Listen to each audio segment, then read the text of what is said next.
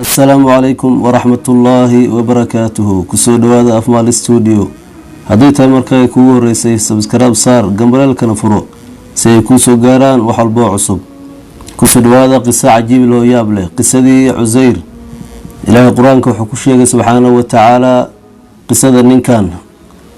أو كالذي مر على قرية وهي خاوية على عروشها قال أن يحيي هذه الله بعد موتها فأماته الله 100 عام ثم بعثه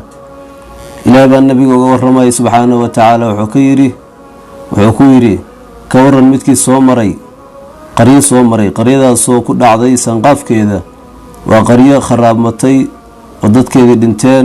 وما لعد الله لا يقول النقطي انتو صومر وحكيري إلهي سيدو أنه لنا يا مدى مركي دمتي كبعدي أصنع إلهي دلنكاس بقول صنع كبعد ووصلنا لإلهي علماء السلف خلف waxay isku raacsan ninkan Ilaahay uu ka sheekeynaa aydan Quraanka inuu ahaa Uzair ninkii la jiray culimada qaar waxay sheegaan inuu ahaa nabi ambiyada bani Israa'iil kamid ahaa laakiin culimadu waxay u badan yihiin ninkan inuu ahaa wali awliyada Ilaahay kamid ahaa ninkan wuxuu joogay xilligii ninkii gaalka ahaa Bukhtu Nasr dhigi jiray Bukhtu Nasr wuxuu kamid ahaa afartii boqor ee adduunka soo martay ee adduunkan oo dhan maamulaysa mashriqi maghrib laba gaala ah iyo laba mu'miniin ah Bukhtu Nasr wuxuu kamid ahaa labada gaalada ahayd Bukhtu Nasr wuxuu ka soo jeeday Faris ama wadanka hadda loo yaqaan Iran Bukhtu Nasr waxa laga wadaa macnaheeda Bukhtu waa ibn Nasrna waa sanam ayaga ilhaayeen magaciisa hooyadii baa intee marka wacil qaaday ay meesha soo dhigtay markay dhashay sanamkaas ay agdhigtay markaas waxa loo yaqaanay inankii sanamka Bukhtu Nasr wuxuu ahaa nin faajira diinna ma lahayn ninkaas reer bani Israa'iil Ilaahay baa caasiyan subhanahu wa ta'ala إلهي نوع عذابه عذابك إلهي كو عذاب وحكيم دا مركب بخت النصر إلهي كو سلطي بخت النصر صور رين مكان بني إسرائيل مركزه بابيي سدح قيبه وكلا قيبي قيبه او هلاقي قيبنا الشام ورين حكيد جي قيبتي كلام وحكديتي ادومو قيبتو ادومada ka dhigtay kaliya waxay dhameeyeen culimadu yiraahdaan 100 kun marka dad uu sii daayay jiray dadkaas waxa kamid ahaa Uzair kan ay hadda ka sheekeynayna kamid ahaa Uzair marka wuxuu watay salad ay ugu jirtay baasha la yiraahdo geedka la yiraahdo tiinka naqanimahana waa tiin kale oo la cuno wuxuu kale watay sharaab watay wuxuu soo maray qaryada Bukhtu Nasr uu halaagay u baabiyay qaryadan waxa la dhihi jiray Bayt al-Maqdis ayaa la dhihi jiray markuu soo maray iyadoo cidla intuu la yaabay wuxuu yiri Ilaahay sida uu nooleynaya midaan markii ay sidaan noqotay ka bacdi markaas asaga macnaha ma ka wado إلهي ما سمين كركموده لكن تعجب وحوين سنة يا قدرة الله أصدق إلهي مركز دلي بقول سنة كبعد على سنة ولي مركز لو يدو حال الإمس أيام نجاتي مركز يروحان نجات أنا مالي مثل مالي بركيد حيقول بعض الشيء إنك إنه مالين قلنا كذا هو رؤوس حذي مركز لسنة ولينا ين وصاد نوراضي وصاد توصل قرحة أو صديق سيد عربت مركز حوين مالي بركيد نجاتي مثل مالين waxaa lagu yiri waxaad nagaatay 100 sano ayaad dhinsaneed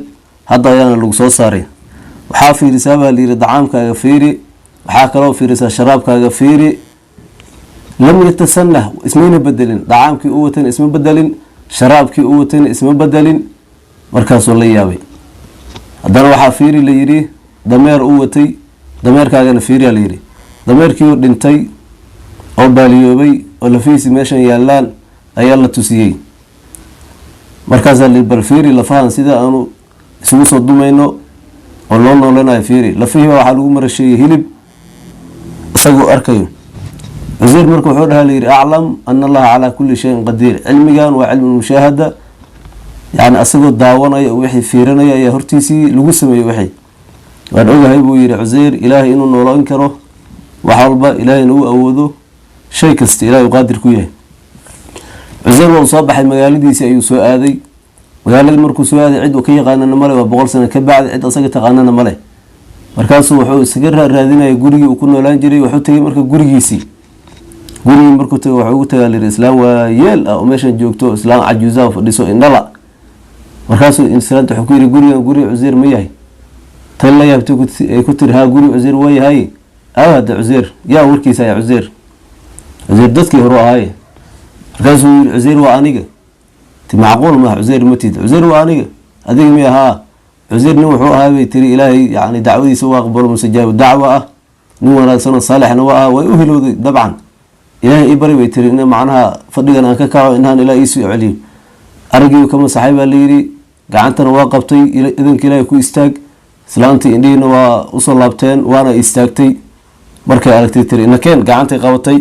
waxay u wadaa la reer bani Israa'iil meel naadiya ay shir ku lahaayeen geysay markaas tiri waa kana Uzeer wala yaabeen waxaa jooga meesha wiilkiisii